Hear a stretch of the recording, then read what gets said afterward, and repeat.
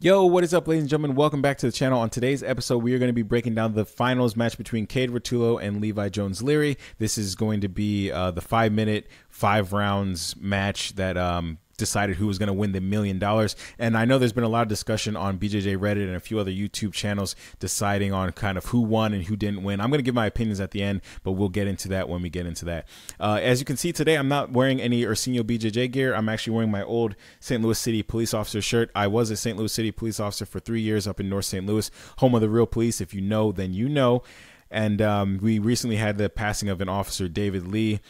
He was actually somebody that I worked with on Night Watch. A lot of C Platoon people worked with him. A lot of people on the department knew him. He was an 18-year vet, really cool guy. You can't find anything bad, anybody saying anything bad about him. Really down to earth, calm demeanor, just a cool dude. And he was unfortunately killed by a drunk driver when he was setting up cones for a traffic accident. Really senseless death.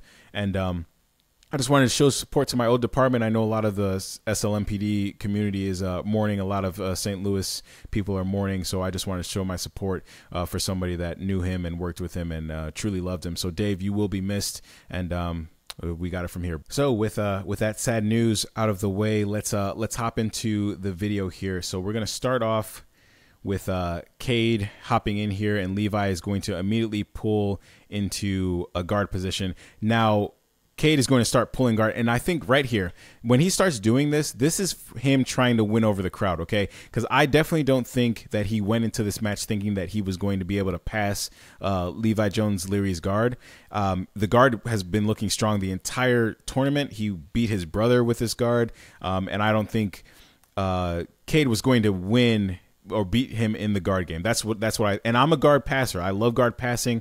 I'll tell you, I hate butt scooters, but you got to respect Levi Jones-Leary's guard. And I don't think Kade thought that he was going to win. So instead of beating him in the ring, he's going to try to beat him by winning over the crowd. And I think that this was the strategy that he wanted to start off right from the beginning. You can see that Kade is trying to, let's get our little marker out here. Kade is trying to control the foot here, trying to make sure that he doesn't get into an entanglement type issue. So we're going to see here, Levi is going to start trying to work his way under, making sure he keeps control of the knee and hits a baby bolo. But Kade is so flexible and so dynamic that he basically just kind of somersaults his way out of there with a half turn in midair to stop him from getting his back taken. But now Kade is going to kind of come into the guard. Now, I want to pause it right here, just because if you look at the position that Kade is in right here, this is very similar to how Hulk Barbosa was. You can see that he's kind of using this knee to kind of punch in here. He's trying to control the inside position so he can hit a blast knee cut or start attacking the head for one of his darces. So I believe that Kade is kind of playing the same game as Lucas Hulk in terms of passing, but Kade is he's younger, he's a faster passer, but this is basically like Hulk Barbosa guard 2.0. And I think Levi still has what it takes to kind of stifle that guard and prevent Kade from actually doing what he wants to do with his guard pass. As soon as Kade is able to jump out of it, he goes right back into the guard. So that's that disengagement, re-engagement that I was talking about earlier that Lucas Hulk Barbosa was doing. As soon as he disengages, he comes right back in to re-engage on his own terms, which is something that a guard passer needs to be able to do. And again, you see Levi basically weaving in as much as he can. But here, Kade has an excellent attack here, right here. Let's go back, because that was kind of slick right there. So Kade goes for, I think he was trying to go for a darce here, and Levi is going to kind of roll and come up into the position. But Levi comes up. You can see on the far end here, Levi's arm is on the inside, and this arm is on the outside. Kade's leg is going this way. This is perfect triangle territory, and that's why the leg cuts across here and starts to set up the triangle.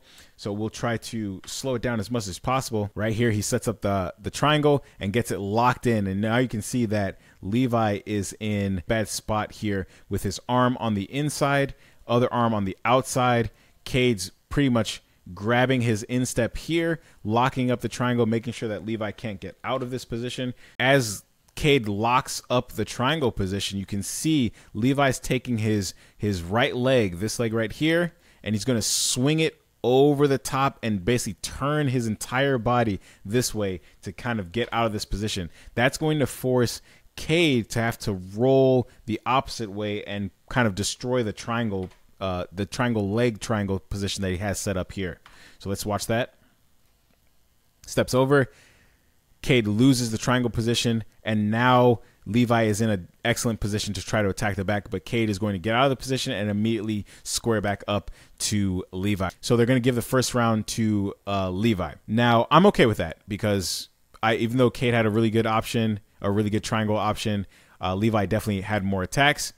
But this is where I think Kade is going to start winning over the crowd because, you know, it's just nobody wants to see a guard player win $1 million in the first CJI. That's my opinion. We'll talk about it in a little bit. Now, this is where Kade, I think, can shine. Staying on the outside of the legs and trying to hit that Toriando pass. This is how I think Andrew Tackett would have played this position. You can see that there's tons of times here where Levi doesn't have any points of contact. So he's laying on his arm here. You can't really see it, but he's one leg here, one arm here that's not connected to anything.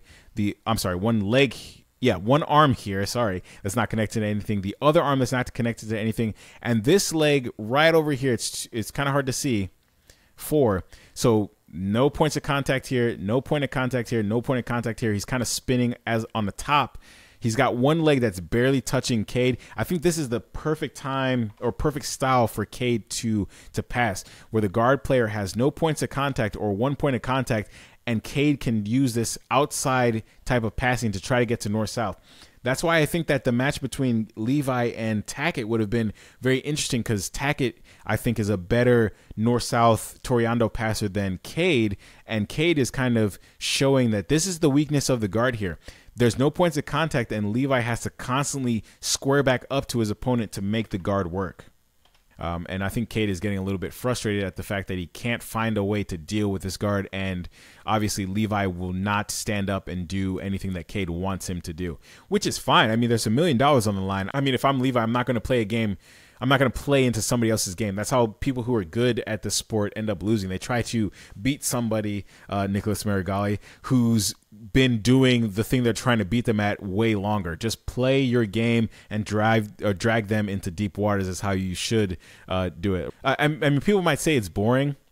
Like people in the BJJ Reddit and you know, who have commented on this match have said that Levi's game was boring. I think that's completely false. I think his game is super dynamic, and a lot of people can learn a lot from it. But people said it was boring to watch. He's in here trying to win $1 million, literally life-changing money for these jiu-jitsu athletes who do not get paid what they're worth. Okay, this is a niche sport. There's not a lot of money in it. The few who have learned how to make a lot of money doing it are far and few between. So this is life-changing money for Levi. Why would he try to play a game that's going to be more entertaining to the crowd? We're in the crowd. Okay, he's on the mats. We're not the same. Okay, so I'm not faulting him. Again, I don't like guard players. I don't really like the butt scooters who just make contact and sit, but I have to respect that he's playing into his own wheelhouse, and it's up to Kade to try to figure out how to pass it. So Levi has won 2 out of the 5 rounds. Now, this is where I believe that people, because I was here, this is where I believe people were like, oh, come on, this is boring. We don't want to watch, like we don't want to see a guard puller win. Judges are going to be starting to be swayed by the crowd, because this is where people were booing. As soon as he pulled guard, people were booing. People were starting to get disengaged, and that's not a good look. Kade is frustrated in this position because he can't, you know, set up his game, and Levi is not giving him anything to work with. But again, $1 million on the line. I'm not giving my opponent anything to work with. I'm not going to make it exciting for the crowd, because I don't care about the crowd. I'm in the match. I'm on the mats. It's just me versus Kade.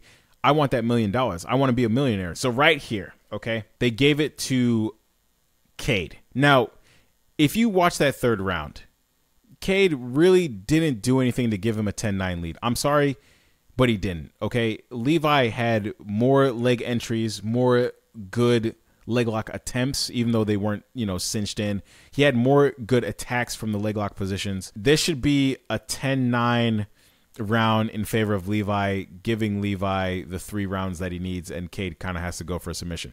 Right here, this is the best time for Kade to be passing. This is exactly what he did in round 2, where he, you know, no points of contact really. So 1, 2, his other arm is like somewhere over here, and he just has one leg that's barely touching the shoulder. So he only has 1 point of contact right here and 3 no points of contact. This is the best time for Kade to kind of start using that speed and that youth to kind of go to this outside position, start attacking where Levi's head would be. But again, he tries to knee cut through, and it's just not working. Levi is just able to get all of his frames into position before the knee cut can even commence. So he's not really worried about anything. And you can see here he's got that K guard position again and attacking the legs once again. You see the leg comes over. Now Kade is playing a leg lock game. Even though, you know, he lost the knee line, he's still launching attacks from this position. So in my opinion, even though there's still 3 minutes left, Levi is winning this. Just there's nothing Kade can do. And every time he tries to do something, he exposes the legs, and Levi just snatches that up. I don't think Kade did anything to warrant him winning that round. Consistently, Levi was attacking. I believe that they gave it to Kade here because now it's 2-2 going into the 5th round. So somebody needs to do something. So final round, Levi is obviously going to pull guard again because he's just going to continue to do what he's been doing because it's been working. And now Kade is going to sit to his butt and Levi is going to come up. Now this is kind of like the last time he came up on that sweep, he almost got caught in a triangle. So I think Levi should really just sit back to his butt. Don't try to pass. Don't try to do something that you know, you might be out of your wheelhouse going against Kade Ruotolo. Just go back to what you were doing and just be more aggressive with what you were doing to try to win. Now, I think that Levi wanted to maybe get on top here to show some guard passing because the refs gave the decision to Kade, making it 2-2. So Levi, maybe I'm just speculating here, but maybe Levi was thinking that if he goes for that, maybe he'll be seen as more aggressive. This leg drag. Of all the attempts that Kade tried to do to pass Levi's guard, none of them really held water. Levi comes up and does one leg drag, okay? One leg drag that was, I believe, closer to a guard pass than Kade. And I hate talking about my guard passers, but Levi is just doing more. He's just doing more from the back. He's setting up leg locks. He's attacking. He's aggressive. He's pulling him into the guard. He's setting up K guard. He's setting up all these positions. He's just he's a more aggressive guard player than Kade is aggressive with the guard pass. Kade is trying to go this way.